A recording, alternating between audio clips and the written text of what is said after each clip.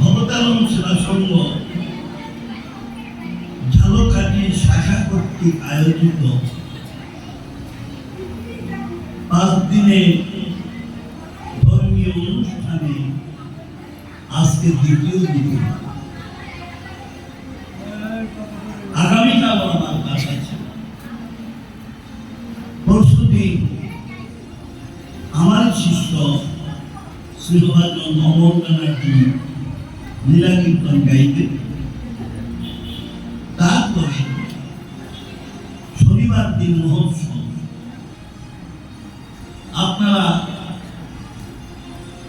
আমাদের সংগঠনের যারা কর্মকর্তা আছে তাদের ভুল ত্রুটি ক্ষমা সুন্দর দৃষ্টিতে দেখে আপনারা উপস্থিত।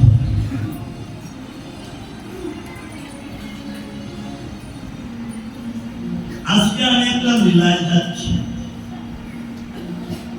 শ্রীমদ্ ভাগবতে 10ম স্কন্ধে 46 অধ্যায় শ্রী সুখবাদ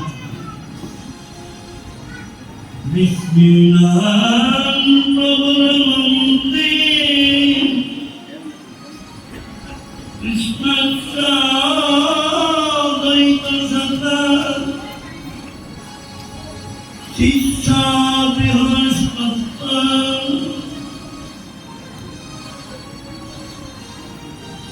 উদ্ধব বুদ্ধি সপ্তম শাস্ত্রকার আজকের লীলা যিনি নায়ক তার পরিচয়টা দিচ্ছেন। বিষ্ণুনাম প্রবর মন্ত্রী, বিষ্ণু বংশী খুব জ্ঞানী মন্ত্রী। কৃষ্ণস্ব দ্বৈত সখা, কৃষ্ণের দ্বৈত সখা। দ্বৈত সখা সকলে হতে পারে না। তার স্থলে বিড়ি ঢুকার সময় অনেকেই বন্ধু হয়, কিন্তু দ্বৈত বন্ধু দ্বৈত সখা সবাই পায়।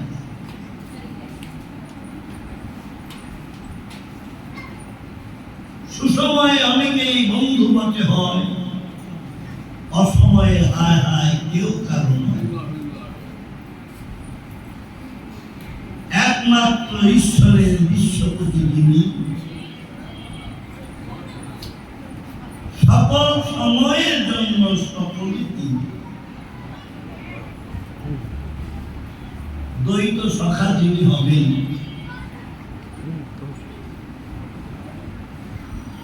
বন্ধুর মাকে মার মতো দেখবেন, বন্ধুর বাবাকে বাবার মতো দেখবেন,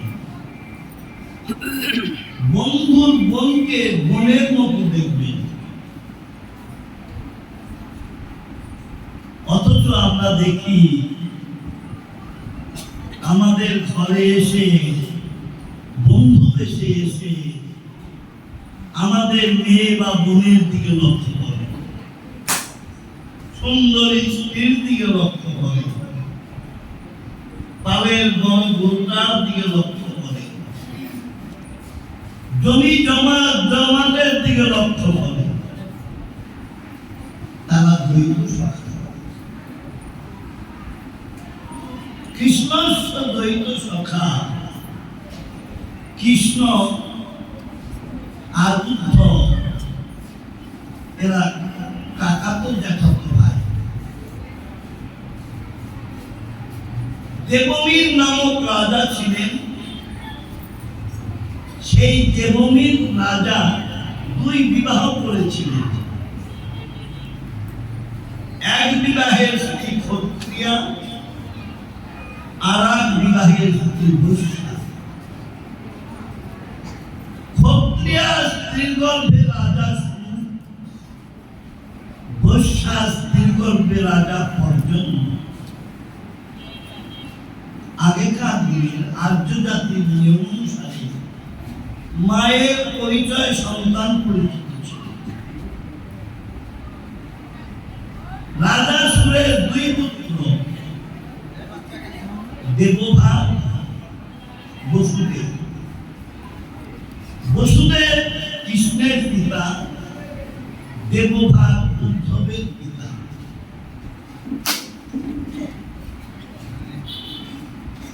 ওই দিনকালের অবস্থা ভালো না, বম পড়াইস না।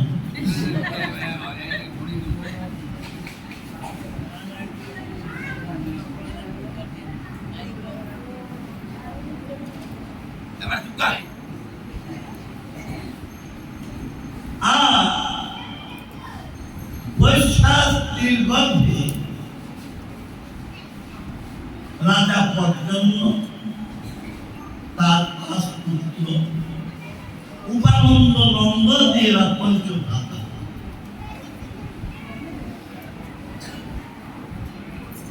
বসুদেব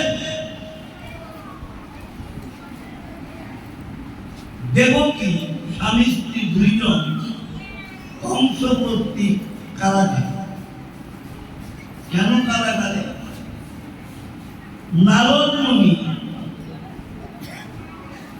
কংসকে বলেছেন, দেবকীর অষ্টম গর্ভের সন্তান হবে তোমার মৃত্যুর কারণ। কি প্রয়োজন ছিল তোমার নারদের? আমরা ছোটবেলায় কারো বাড়িতে ঝগড়া লাগলে আশেপাশে বড় দুধপান নিয়ে 3টা কিছু দিয়ে নারদ নারদ বইটা তার সীমানায় রাখতাম, যাতে ঝগড়াটা বেশিক্ষণ স্থায়ী থাকে।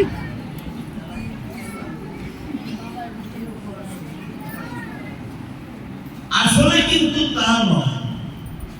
না রোধ করা যায় না কোনো কিছু থেকেই। অন্যান্য অবতারে অংশ কলা, কিন্তু এবার তিনি আসবেন নারদ যাতে পরিপূর্ণভাবে দেখতে চান। এতে চাংশ কলা পুংস কৃষ্ণ ভগবানের স্বয়ং, পাওয়ার ইমপারফেকশন, পূর্ণ পুরুষোত্তম শ্রীকৃষ্ণ। তিনি যেন ধরনের জন্য আসেন। নারদ তাই দেখতে চান, সর্বশক্তিমানকে দেখতে চান, অংশকে দেখতে চান। অংশ যত শক্তিশালী হবে, ভগবান ততাধিক শক্তিশালী হয়ে পৃথিবীতে আসবে। এটা হলো নারদের। এই জন্য কংসকে বলছে, দেবকীর অষ্টম গর্ভে যে সন্তান আছে সে হবে তোমার মৃত্যুর কারণ।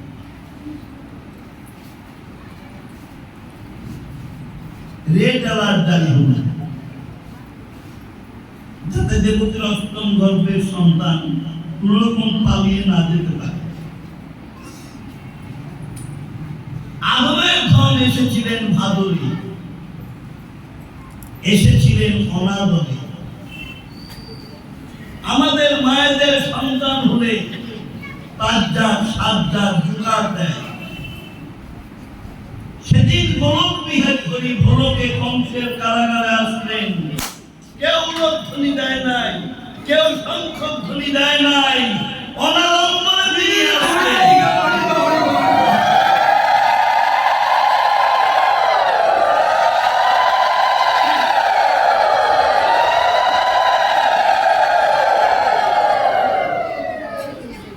বসুদেবকে বললেন, আমাকে নন্দনন্দনে লিখে আছে।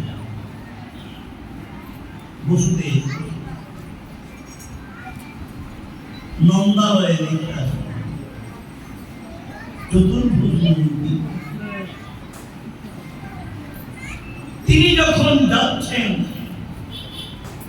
তখন প্রহরীরা ঘুমিয়ে পড়েছে।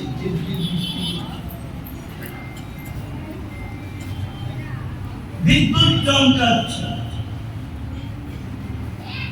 প্রহরীরা ঘুমিয়ে পড়েছে। এদিকে তখন কি ভারতবর্ষে কোন স্বর্ণ মন্দির ছিল না? মার্বেল টাইল দেওয়া কোন মন্দির ছিল না? কংসের কারাগারে তিনি আসলেন কেন?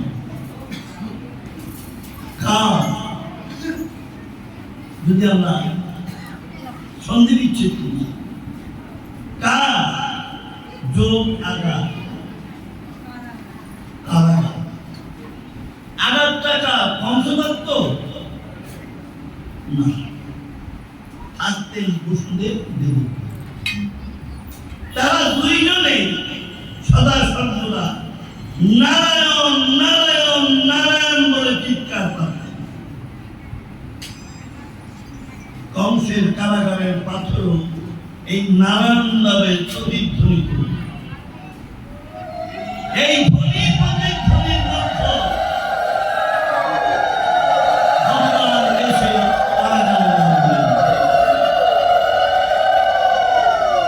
দেখেন নামের তাৎপর্য। বসুদেব যেখানে ভগবান বাস করেন। গীতায় শ্রীকৃষ্ণ বললেন ভক্ত মে হৃদয় কান্ত, অর্জুন ভক্তই আমার হৃদয়। চৈতন্য চরিতামৃতে বললেন ভক্তের হৃদয়ে কৃষ্ণের সতত বিশ্রাম। নামের সার্থকতা। বসুদেব যেখানে ভগবান বাস করেন, তার স্ত্রীর নাম দেবকী। আমার আছেই বাকি আর দেবই বাকি, আছে শুধু নয়নের জল আর নারায়ণ নারায়ণ বলিয়ে।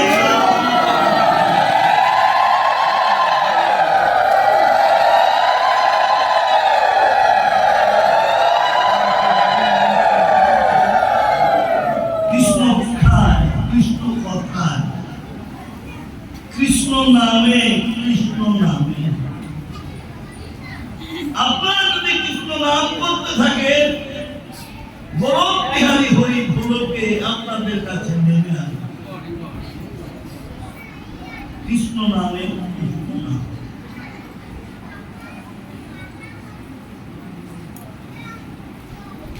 বসুদেব শঙ্খচক্র গদাপদ্মধারী নারায়ণকে দেখতে পেলেন। ছোট্ট শিশু, শিশুটি বললেন আমাকে নন্দ গোকুলে রেখে আসো। নন্দ মহারাজ প্রশ্ন করলেন না যে আমার তো হাতে পায়ে শিকল, কি করে তোমাকে নিয়ে যাব?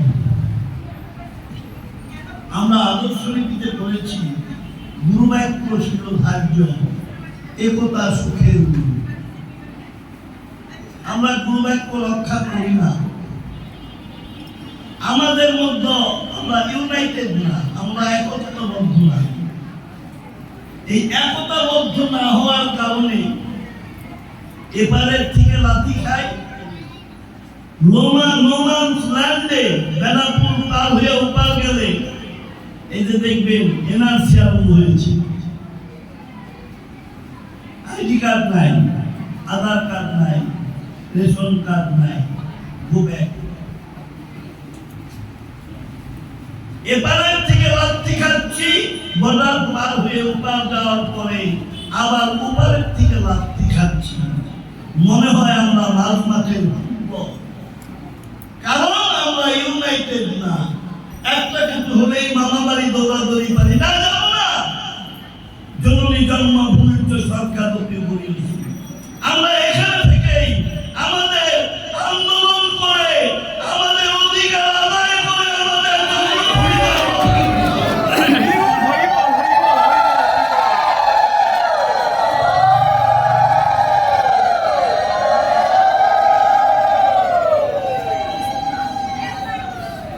নারায়ণের বাক্য রক্ষা করতে যেয়ে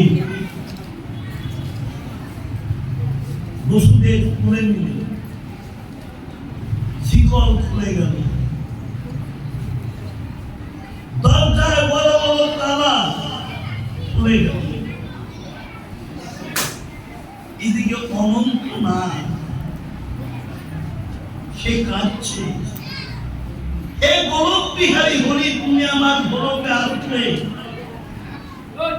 আমাকে এমন কোন দেহ দাও নাই, যোগ্য দেহ দাও নাই, আমি তোমাকে সেবা করতে পারি। চৈতন্য চৈতন্যকে আছে, উচ্চ কুল জাতি নহে প্রভু, ভজনেরই যুদ্ধ, নিজ কুল জাতি নহে প্রভু, ভজনের যুদ্ধ, যেই ভজে সেই বড়, অভক্তহীন কৃষ্ণ ভজনে নাহি কোনো জাতি।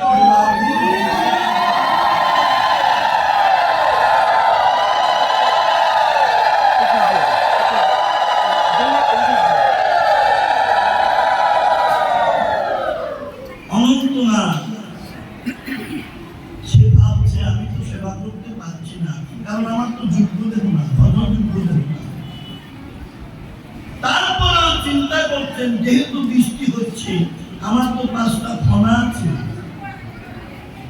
এই 5টা ফনা দিয়ে ভগবানকে আচ্ছাদন করতে পারে।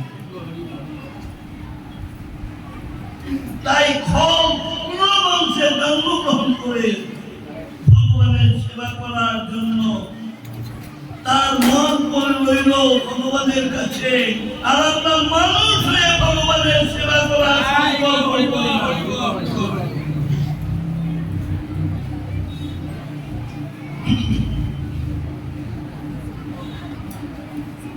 অনন্ত না, শিশুটাকে ছত্র ছায়া রাখে।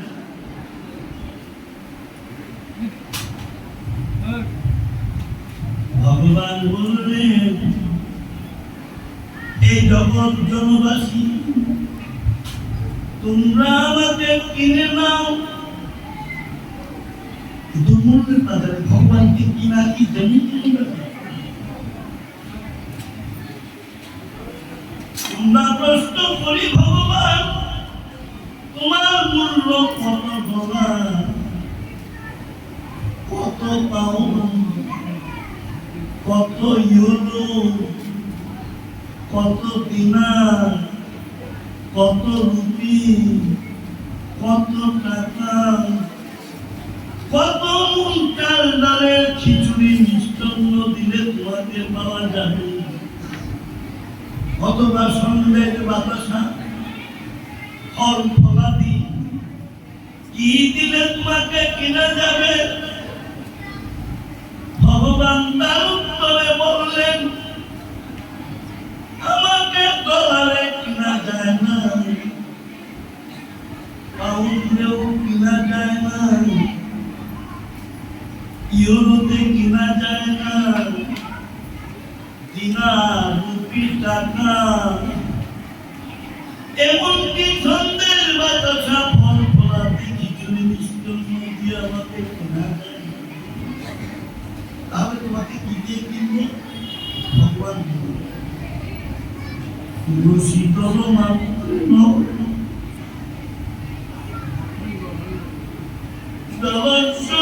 বুকে বিক্রি নিতে সমাপ্তানা ভক্ত বৎসল, এক বন্ধুর জল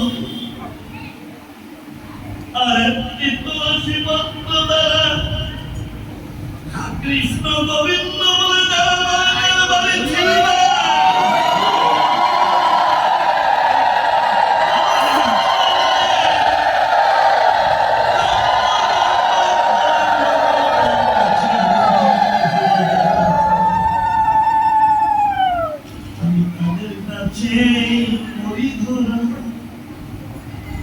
আমি তাদের কাছে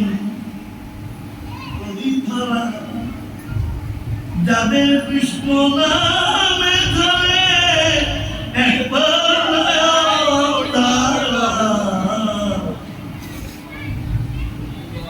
আমি তাদের কাছে করি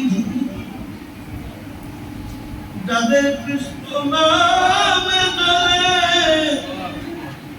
একবার নয়ন ধারা,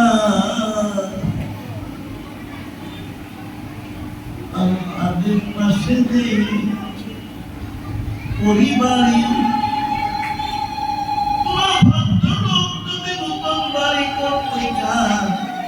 আগে তার পরিবেশ আমি তাদের পাশে পরিবারই যাদের কৃষ্ণ নামে চলে এই নয়নবাড়ি, আমি তাদের পাশে পরিবারই। তুমি কি ভালোবাসো প্রভু?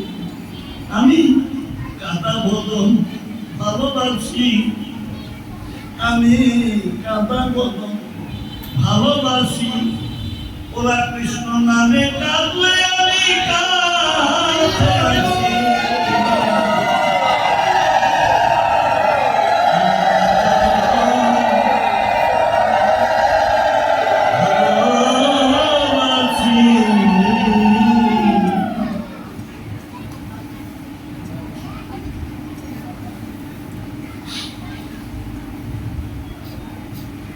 শিশুটাকে নিয়ে বসুদেব চললেন যমুনার তীরে।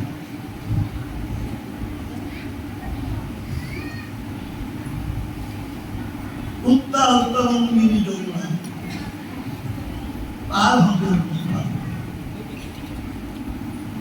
দেখলেন একটা শ্রীগাল পার হয়ে যাচ্ছে। এই জন্য শাস্ত্রে বলছে মহাজন মহাজনরা যে পথে গিয়েছেন আমাদেরকেও সেই পথেই যেতে হবে। মহাজন মহামায়া শ্রীগাল রূপে পার হয়ে যাচ্ছে, সেই পথ অবলম্বন করলে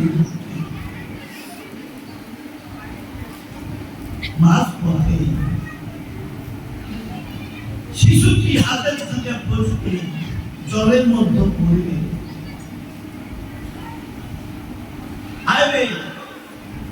বিধাতা মিলিয়েছিল পুত্র কন্যা করিয়া, হারাইলাম পুত্র আমি আপন কর্ম খুশে। শিশু তুমি কই?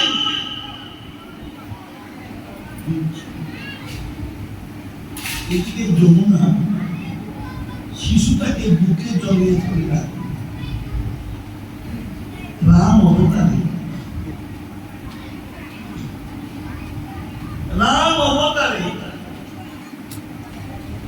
রামচন্দ্র লক্ষণ সীতা দণ্ডকারণ্যের মধ্য দিয়ে যাচ্ছে।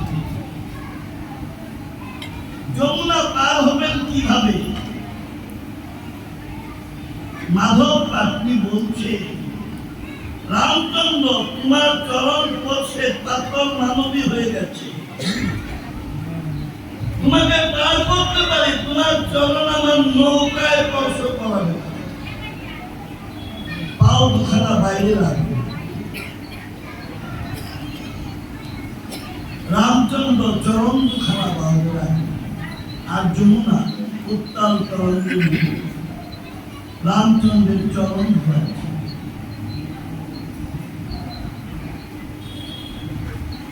যমুনা বলছেন তোমার চরণ পেলাম, ভক্ত পেলাম না, তুমি আমার বুকে আসো। রামচন্দ্র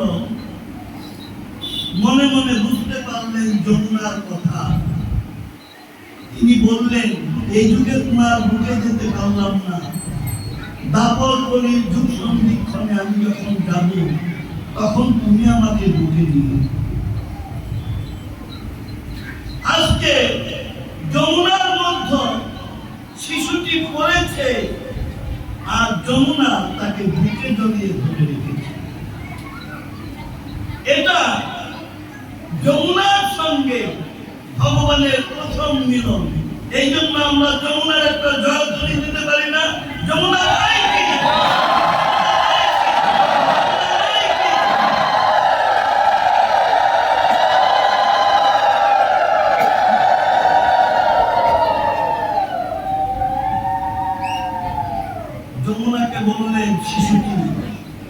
আমাকে ছেড়ে দাও, লীলার জন্য এসেছি। আমি তোমাকে কথা দিচ্ছি, তোমার তীরে নীরেই আমি খেলাম।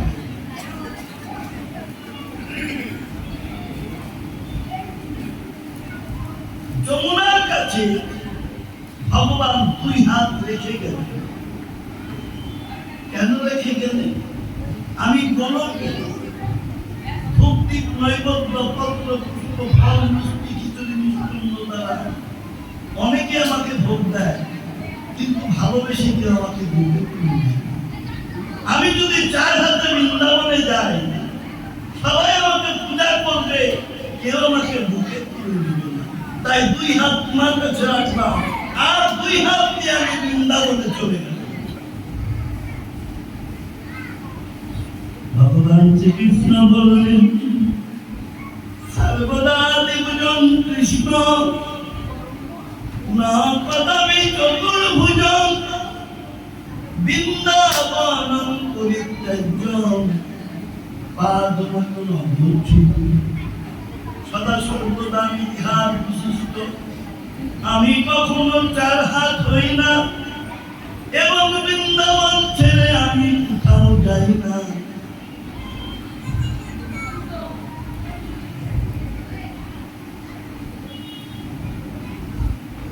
বসুদেব নন্দ গোকুলে রেখে আসবেন যশোদার পাশে। যশোদার পাশের দিকে শিশু কন্যাটিকে নিয়ে আসবেন। যখন যাচ্ছিলেন উন্মুক্ত, যখন আসছিলেন সব কারাগারে এসে দেবকীর কুলে শিশুটাকে দিলেন। এদিকে আবার সেই হাতে গায়ে শিকল, দরজা বড় বড় তালা সব সেই পুরানো মতো হয়ে গেল। এটা তো অলৌকিক লীলা। অলৌকিক লীলায় যার না হয় বিশ্বাস, ইহকাল পরকাল তার হয় না। শিশুটাকে আনার পরে,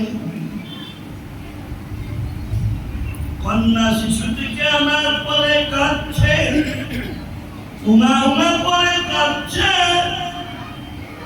প্রভুর শিশু নন্দন দূরে জেগে উঠেছে। কংসের কাছে দিয়ে বলছে, দেবকী অষ্টম গর্ভে সন্তান হয়েছে। আলাইত পেশা, স্খলিত বসনা, নগ্ন পায়ে দৌড়িয়ে তালা এনে দরজা খুলে কংস দেখছে দেবকীর অষ্টম গর্ভের সন্তান তার পড়ে। সন্তান দেবকী বলছেন, দাদা এটা তো পুত্র নয়, কন্যা। প্রয়োজনে তুমি গিয়ে প্রতিপালন করো। চূড়ায় না শুনে ধর্মের কাহিনী টান দিয়ে বাইরে নিয়ে গিয়ে ছেলের উপরে নিক্ষেপ করছে। হাতের দিকে শিশুটি ফসকে বাম তরু দ্বারা লাথি মেরে ঊর্ধ্ব আকাশে অষ্টভুজা মূর্তি ধারণ করে।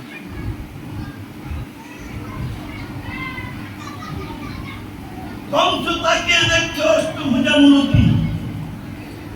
অষ্টভুজা মূর্তি বলছে, কংস আমার হাতে 8টা অস্ত্র দেখেছি, যে কোনো একটা যদি তোর বুকে ফেলে দেই মৃত্যুদণ্ডের না। তবে শুনে রাখ, আমি তোকে মারব না, কারণ বিধাতা পুরুষ আমার হাতে তোর মৃত্যু রেখে নেই। তোকে মধিবে যে গোকুলে বাড়ি শিখে।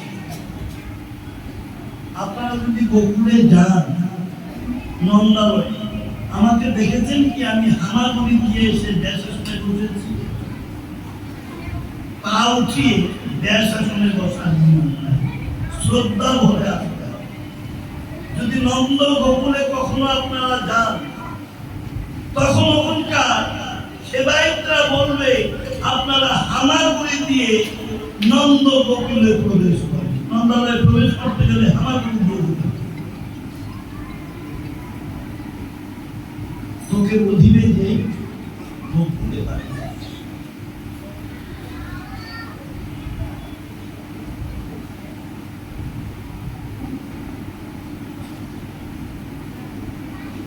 নন্দের আলোয় কৃষ্ণ ধীরে ধীরে বাড়ে।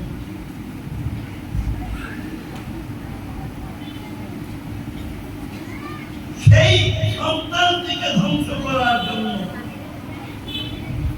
পুতনা থেকে আরম্ভ করে কত অসুরকে পাঠিয়েছে।